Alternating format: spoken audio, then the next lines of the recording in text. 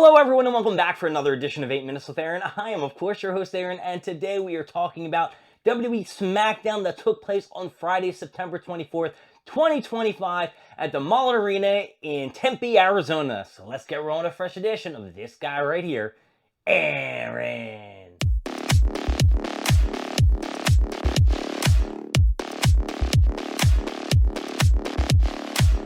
WWE SmackDown started off with Jimmy Uso and Cody Rhodes in the back area talking about what happened on Monday Night Raw and what also happened with Cody Rhodes and Drew McIntyre last week on SmackDown. Cody was like, hey, Jimmy, are you okay? Jimmy was like, yeah, dude, I'm fine, but I gotta find out what happened to my boy, Jacob Fatu. Cody Rhodes made his way to the ring, and the fans went crazy. He came in the ring and, of course, asked all the fans, what do you want to talk about? He said last week, should he apologize for hitting Drew McIntyre with the World Championship title? It doesn't matter. He's not going to do it. It was just a rhetorical question because he will face him for the title at Saturday Night Main Event next week. And he will be the champion at the end of that day or the night, whenever the hell it happens. Drew McIntyre, of course, came out and was like, listen, I'm gonna beat your ass, you're a chump, you have all these fans fooled, they act like you're some kind of corporate good dude, but you're actually a bad guy, you hit me with the title, but we ain't gonna get into that. I need everyone to know that I did not attack Jacob Fatu. Stop blaming me, stop using me as a scapegoat, it ain't cool. Cody Rhodes just had enough. He's like, you know what? Shut the fuck up. Here's my title. Here's my jacket coming off. You want to fight? Let's have a fight right here, right now, in front of everybody here in Arizona. But that wasn't what happened because Jimmy Uso came out of nowhere and started attacking Drew McIntyre. He was beating the shit out of him, throwing him to the announcer's desk, and Jimmy just looked like he was on fire. This is actually the best I've ever seen Jimmy Uso complete. Like, as a solo artist, even as a tag team, this is the hottest he's been, fighting, and later on in the night, you'll see what I'm talking about. So, Jimmy also attacked Drew McIntyre backstage when Drew was like, listen, Nick Aldis, you need to get Jimmy the fuck out of here. I didn't do shit to Jacob Fatu. And then, eventually, Nick Aldis made a no disqualification match for later in the night between Drew McIntyre and Jimmy Uso.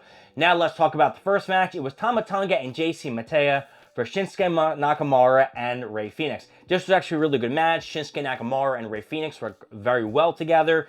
The MFTs are just murdering people. I guess they're just trying to look dominant again. Of course, they're going to be facing the Wyatts, probably the Survivor Series. The match came down where Shinsuke Nakamura was distracted by JC Mateo, and as Rey Fenix was about to do a move, that big-ass dude, what's his name? I know I wrote it down somewhere.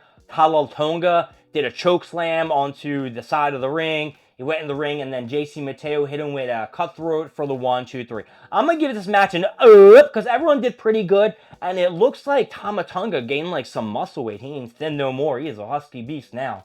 Then we had Chelsea Green in the back, who was trying to recruit Gulia for her service and that shit like that, because Chelsea Green now wants to go for the women's world title. But in came Kiana James, who looks freaking fantastic. He's like, I got a match with her next.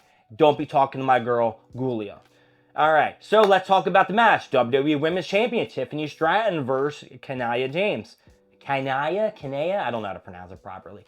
This match was, it was alright. Tiffany Stratton was good. Kiana James is alright. She's not the best in the world. Tiffany Stratton won with the prettiest moonsault. 1, 2, 3. I'm giving this an because Kiana James. And after the match, Jade Cargill came down to save, Tiffany Stratton to look like the good guy because Gulia came down and started beating the shit out of Tiffany Stratton.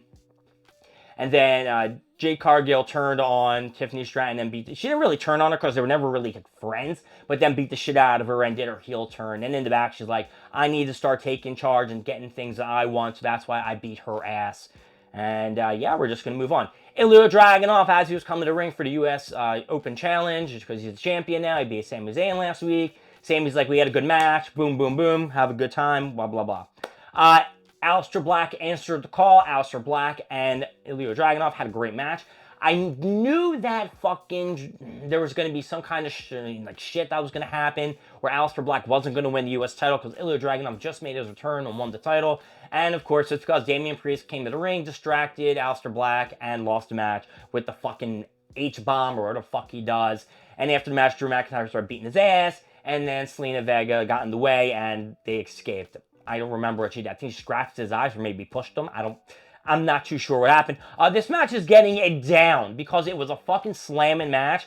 And then all of a sudden you have to pull this shit with the DQ or, you know, the distraction that wasn't a DQ. You know what I mean? Talking too fast. I'm getting ahead of myself.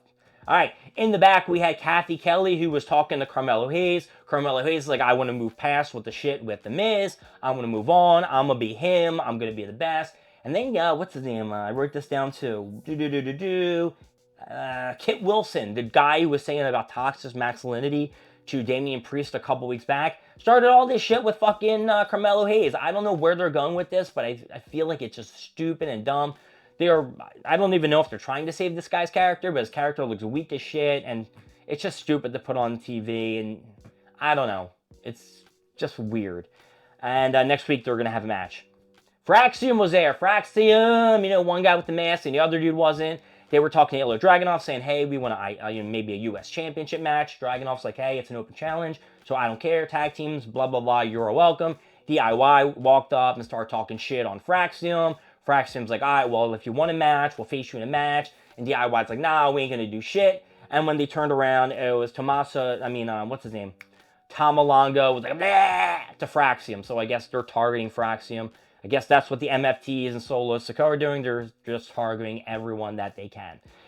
Kathy Kelly, it looked like she was on point today with all these fucking interviews because she was in the back with Alexa Bliss and Charlotte Flair and talking about, you know, on social media that Bayley and Laura Valkyrie won a tag team title match on Monday Night Raw, so they're going to be on Monday Night Raw and put the titles up for grabs. And in came fucking, what's her name, the girl I can't really stand, Nia Jax, talking shit about how Alexa Bliss might turn on Charlotte Flair because 7 years ago or whatever the hell they were together, Alexa Bliss turned on Nia Jax. And now next Friday, there's going to be Alexa Bliss versus Nia Jax match, and nobody thinks that Alexa Bliss is going to win, all right? Guarantee Alexa Bliss wins. She's so short, so she'll win. Will Charlotte help her? I don't know. I don't know what's going on with this tag team shit and this whole crap with fucking Charlotte Flair and Alexa Bliss. I don't get it. I don't get it. It all looks fake. All right, and finally, let's talk about the main event. It was Drew McIntyre versus Jimmy Uso in a no DQ match. Let me tell you this. Like I said in the beginning, this was probably the best singles match of his career. This was a really fucking good match. Jimmy Uso was pulling out moves I've never seen him do before. He was jumping off the roof, jumping off the roofs, doing corkscrew dives. He's just on fire. This is a good match. Look, it was a no DQ match, but they didn't use a lot of like objects outside of the ring. They had a chair, they did a table spot, and that was it. Little makes a lot, to be honest with you. The fans are chanting table, table, table. Jimmy gave them what they wanted. It came down to Drew McIntyre set Jimmy up like on a chair to do a Claymore. Jimmy got out of it, you know, tripped him, he hit his face, and when he went to do a splash, he hits a splash, got a 2 count, and then something happened. Something with a Claymore kick. I don't know what the fuck happened. There was a Claymore kick, 1, 2, 3. Drew gets to win. I'm giving this match an up. And after the match, he started beating the shit out of Jimmy. Here come Cody. Cody like wrestled Drew out of the ring. And then Drew came back in and Claymore kicked him to end the show. I'm giving this SmackDown because Jimmy Uso. My name is Aaron. Thank you for joining me with 8 Minutes with Aaron. I will see you next time. We'll go more stuff, more things, and of course, more of me. I'll see y'all later. Bye-bye.